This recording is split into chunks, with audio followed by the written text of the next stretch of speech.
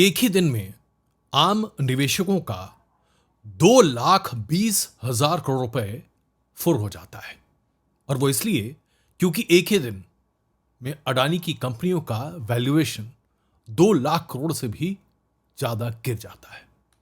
ये आम निवेशक की गाढ़ी कमाई है जो गायब हो जाती है। उसी दिन सुबह सुबह खबर आती है कि अमेरिका की डिपार्टमेंट ऑफ जस्टिस ने गौतम अडानी पर $250 मिलियन यानी कि तकरीबन 2,500 करोड़ के घूस देने का आरोप न सिर्फ लगाया है बल्कि उसका दोषी भी गौतम अडानी, उनके भतीजे, सगे भतीजे सागर अडानी और अन्य 5 लोगों पर दोषी माना है। विपक्ष के पास अब 2 बड़े मसले हैं जिससे वो सही है, क्योंकि डिपार्टमेंट ऑफ जस्टिस ने अमेरिकन इन्वेस्टर्स को झूठ बोलने पर, उनके पैसे को घूस के तौर पर इस्तेमाल किए जाने पर अपनी जांच में सब कुछ पाया है। और इस जांच में टेलीफोन कॉल रिकॉर्ड्स और उसके साथ साथ तमाम अन्य दस्तावेज हैं जो कि सबूत के तौर पर प्रस्तुत किए गए हैं और उन्हें पोस्ट किया गया है और बताया गया है कि सागर अडानी और उनके बाकी सहयोगी 2,500 करोड़ के घूस जो कि सरकारी अधिकारियों को भारत में दिए जा रहे थे उसकी लगातार मॉनिटरिंग कर रहे थे। और यह घूस किस लिए दिया जा रहा था? ताकि बीजेपी और विपक्ष शासित राज्यों में सोलर एनर्जी प्रोजेक्ट्स जो अडानी ग्रुप को मिले हुए हैं, अडानी ग्रीन को मिले हुए हैं, उनके कॉन्ट्रैक्ट्स अडानी ग्रीन को मिले। इसलिए यह घूस की रकम दी गई 2,500 करोड़ की, ऐसा आरोप लगाया गया है जिसे कि डिपार्टमेंट ऑफ जस्टिस ने सिद्ध भी पाया है। और उसके बाद डिपार्टमेंट ऑफ जस्टिस ने एक बहुत ही तीखा और करारा स्टेटमेंट सामने रखा है जिसने पूरे भारत को हिलाकर झकझोर कर रख दिया। 2023 में जब हिंडनबर्ग की रिपोर्ट सबसे पहले सामने आई थी तो हिंडनबर्ग की रिपोर्ट ने, जो कि एक शॉर्ट सेलर कंपनी है अमेरिका की, उसने कहा था कि अडानी ग्रुप अपने शेयर्स के प्राइसेस को मैनिपुलेट करता है, इन्फ्लेट करता है, अपने अकाउंटिंग बुक्स को फर्ज करता है, सेबी के गाइडलाइंस को वायलेट करता है, घूस देता है, धांधली करता है और गैर कानूनी तरीके से कॉन्ट्रैक्ट्स लेता है। इन सभी आरोपों को 400 पन्ने के जवाब के तौर पर अडानी ग्रुप ने सिरे से नकारा था। लेकिन उसके बाद से अमेरिका में डिपार्टमेंट ऑफ जस्टिस और इकोनॉमिक ऑफेंसेस ने वहां पर अडानी ग्रुप के खिलाफ जांच शुरू की, जिसमें bribery, fraud, cheating American investors, false investments, false statements और अमेरिकन मार्केट रेगुलेटर्स को गलत बयानी करने के तमाम आरोप और उसकी जांच डिपार्टमेंट ऑफ जस्टिस ने शुरू की और उसका फैसला सामने अब आ गया है। जैसे ही यह फैसला सामने आता है साहब, सुबह सुबह यह बात सामने निकल कर आती है। सुबह सुबह ही अडानी ग्रीन्स, जिसने अमेरिका के निवेशकों से $600 मिलियन का बॉन्ड इशू के जरिए पैसा अर्जित करने की कोशिश की थी, इस बॉन्ड इशू को अडानी ग्रुप कैंसिल कर देता है। यह ठीक वही याद दिलाता है जब $9 बिलियन का एक fund raising exercise Adani group करने जा रहा था हिंडनबर्ग रिपोर्ट के ठीक पहले, और हिंडनबर्ग रिपोर्ट के बाद उस एक्सरसाइज को रोक दिया जाता है। अब इसके बाद एक और cut to the next scenario. अगला सिनेरियो क्या है? प्रेस कॉन्फ्रेंस होती है। प्रेस कॉन्फ्रेंस करते हैं लीडर ऑफ ऑपोजिशन कांग्रेस के राहुल गांधी। भारतीय जनता पार्टी की सरकार, प्रधानमंत्री नरेंद्र मोदी पर सीधा हमला बोलते हैं। गौतम अडानी पर जांच की बात ही नहीं करते बल्कि यह कहते हैं कि उन्हें तुरंत जेल भेजा जाना चाहिए और कहते हैं कि जब तक गिरफ्तारी नहीं होगी तब तक सच्चाई सामने नहीं आएगी। और यह पूरा मामला एक है तो सेफ है से जुड़ा हुआ है। एक है तो सेफ है प्रधानमंत्री नरेंद्र मोदी का नारा महाराष्ट्र में था, उस नारे को कांग्रेस ने अब गढ़ कर दिया है कि अडानी और मोदी एक हैं तो फिर दोनों सेफ है और जनता का पैसा अडानी ग्रुप चटकार रहा है, डकार रहा है। जब आप इस पूरे परिप्रेक्ष्य को देखते हैं तो आपको लगता है कि भाई ये क्या है, इसका मतलब क्या है, क्या इसके मायने क्या है? सबसे पहली बात, सेबी और गौतम अडानी पर अब गंभीर सवाल उठेंगे। क्यों उठेंगे? इसका जवाब इसलिए क्योंकि हिंडनबर्ग शॉर्ट सेलर की रिपोर्ट के बाद सुप्रीम कोर्ट के निर्देश पर सेबी ने अपनी जांच की। इस जांच में पहले तो यह कहा गया कि सबूत नहीं मिल पा रहे हैं, बहुत सारा डेटा और अकाउंट्स नहीं मिल पा रहा है, और अंततः सेबी ने यह माना कि गौतम अडानी के ग्रुप में कहीं पर भी कोई चोरी की बात नहीं है, निवेशकों का पैसा या उसकी धांधली की कोई बात नहीं है, क्लीन चिट दिया गया। सुप्रीम कोर्ट ने सेबी की इसी रिपोर्ट को आधार बनाते हुए निवेशकों को ठगने के आरोप से अदानी ग्रुप और गौतम अदानी को बरी किया। उस वक्त सेबी की मुखिया माधवी बुच रही और उन पर भी कई तरह के सवाल उसके बाद से कांग्रेस बीते एक साल में उठाता रहा है। उनके शेयर होल्डिंग्स और इस तरह के कई मामले को राहुल गांधी और कांग्रेस सामने रखते रहे हैं। कांग्रेस ने हमेशा माधवी बुच पर जांच और इन्वेस्टिगेशन की गुहार लगाई, लेकिन सरकार ने और भारतीय जनता पार्टी ने इसे बिल्कुल गंभीरता से न लिया और न ही इसके बारे में कभी कोई जांच की बात हुई, न ही सेबी ने इस पर कोई जांच की बात सामने रखी। लेकिन अब जबकि अमेरिकन डिपार्टमेंट ऑफ जस्टिस का वर्डिक्ट सामने आ चुका है, इंडाइटमेंट सामने आ चुका है, तो अब कई तरह के आरोप जो पहले लग रहे थे गंभीरता से लगेंगे और इसकी जांच की आवाज एक बार फिर बहुत तेज गूंजेगी। क्या सेबी की जांच पर अब देश भरोसा करने की गुजारिश करेगा या इस पर सहमत होगा? क्या सुप्रीम कोर्ट में यह मामला फिर से नहीं पहुंचेगा? क्या भ्रष्टाचार के आरोप फिर से नहीं लगेंगे गौतम अडानी पर, सेबी पर और माधवी बुच पर? क्या आखिरकार गौतम अडानी, सागर अडानी समेत 7 लोग जिनके नाम आ चुके हैं इंडाइटमेंट में, उनके खिलाफ क्या कार्रवाई हो रही है?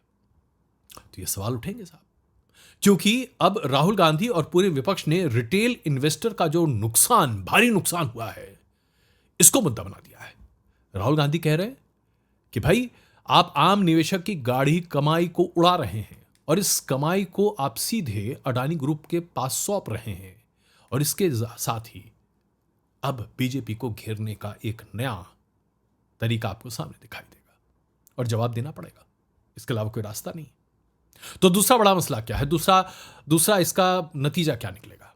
प्रधानमंत्री नरेंद्र मोदी और भारतीय जनता पार्टी दोनों की छवि पर धक्का लगा है, लगेगा, दाग लगेंगे और इन दाग को धोना पड़ेगा। रिन साबुन का इस्तेमाल करना पड़ेगा साहब। यह कहने से काम नहीं चलेगा कि दाग हैं तो अच्छे हैं, क्योंकि यह दाग राजनीति की इस पूरी डिस्कोर्स को बदल देगा।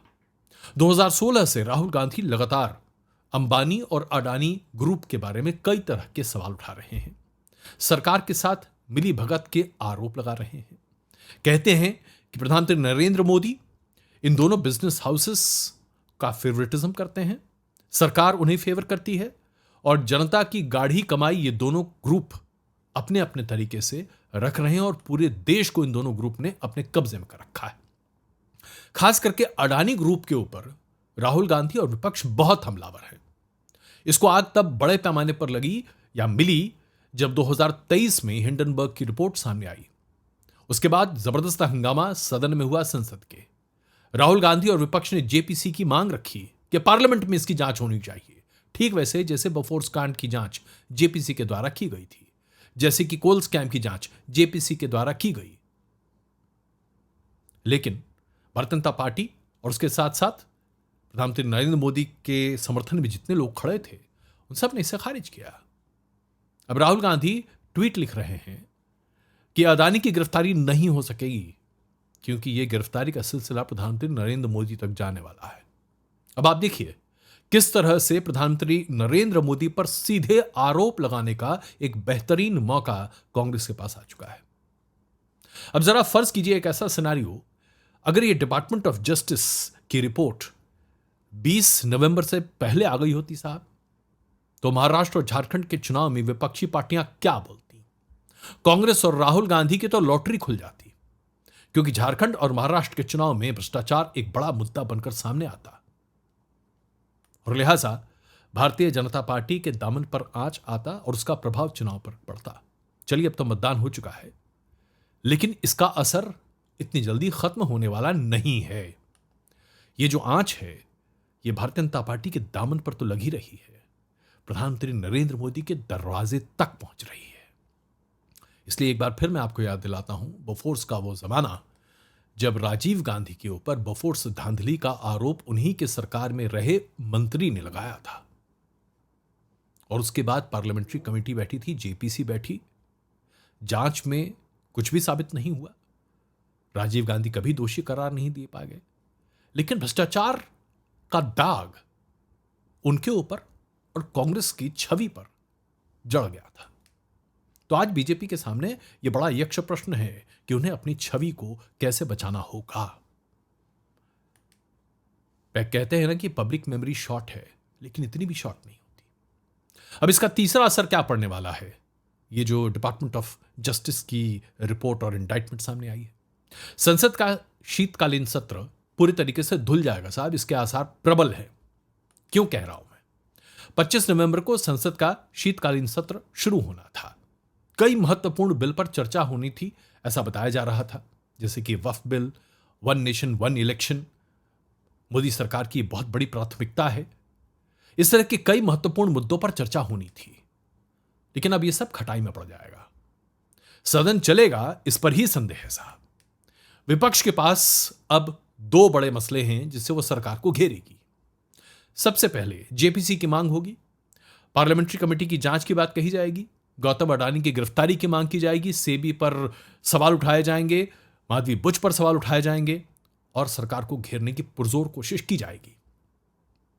उसके साथ साथ मणिपुर की हिंसा को आप नहीं भूल सकते, यह भी एक बड़ा मुद्दा है। मुख्यमंत्री बीरेंद्र सिंह 18 महीने से हिंसा भड़कने के बाद भी आज भी मुख्यमंत्री हैं। हिंसा आज भी नहीं थम रही। बीरेंद्र सिंह की सरकार अभी असमंजस की स्थिति में है। 27 विधायक का समर्थन है, 60 विधायकों का सदन है। स्थिति गंभीर हो सकती है। यानी कि अगर आप देखें तो संसद का काम तो जबरदस्त तरीके से बाधित होने जा रहा है साहब। सदन में विपक्ष अपनी मांग सामने रखेगा, वो तरह तरह की बातें सामने रखेगा, सरकार झुकेगी नहीं और फिर आरोप प्रत्यारोप का एक ऐसा दौर चलेगा जिसकी वजह से संसद और सदन का वक्त बर्बाद होते होते ये पूरा सत्र धुल जाएगा। यानी कि अब जो भी कोई ठोस कार्रवाई या नीति होती दिखेगी वो आपको बजट सत्र में फरवरी 2025 में दिखेगी, उसके पहले तो कुछ ना होने वाला। तो कुल मिलाकर अगर आप देखें तो ये जो अडानी साहब का ग्रहण है, ये ग्रहण भारतीय जनता पार्टी के पैर को तो बांधेगा ही।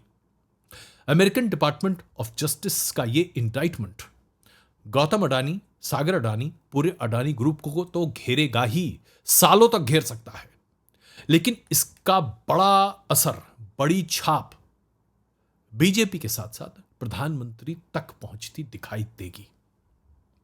और यह प्रधानमंत्री नरेंद्र मोदी के लिए अच्छी बात नहीं होगी। और वो इसलिए क्योंकि अगर आप देखें तो बीते 10 सालों में बीजेपी के सत्ता के दौरान और प्रधानमंत्री नरेंद्र मोदी के कार्यकाल के दौरान न तो उन पर और न ही भारतीय जनता पार्टी पर भ्रष्टाचार का कोई भी आरोप फिट बैठा है। लगे हैं कई, लेकिन कोई भी आरोप टिक नहीं पाया है, कहीं पर भी नहीं। अभी तक किसी स्कैम में प्रधानमंत्री नरेंद्र मोदी का नाम सामने नहीं आया है और ना ही बीजेपी के किसी पार्टी के कार्यकर्ता, बड़े कार्यकर्ता का नाम सामने आया है। किसी पर कोई इंडाइटमेंट नहीं है। प्रधानमंत्री नरेंद्र मोदी की छवि पाक साफ है, लेकिन ये जो उनकी छवि पर दाग लगेगा अब, इसको धोना उनके लिए बहुत महत्वपूर्ण है। एक पारदर्शी जांच की आवश्यकता है, जनता में भरोसा बनाने की आवश्यकता है। क्योंकि अगर जनता ने यह मान लिया कि प्रधानमंत्री नरेंद्र मोदी का भी इन्वॉल्वमेंट है, तो सोचिए जनता किस पर विश्वास करेगी। कांग्रेस के बारे में तो पहले से ही चर्चाएं हैं, उनके दामन पर तो पहले से दाग लगते रहे हैं। विपक्ष की कई पार्टियों पर दाग लगे हुए हैं, लगते रहे हैं। लेकिन क्या बीजेपी और प्रधानमंत्री नरेंद्र मोदी पर ऐसे दाग लगेंगे?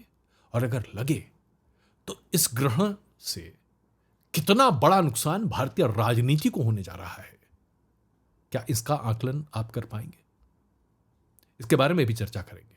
लेकिन अभी तो यह कहा जा सकता है कि यह अडानी ग्रहण बहुत भारी पड़ने वाला है भारतीय बाजार को, भारतीय राजनीति को और कुछ एक चुनिंदा ऐसे लोगों की व्यक्तिगत छवि को, जो कि इस देश की राजनीतिक धरा को, इकोनॉमिक धरा को प्रभावित करते हैं।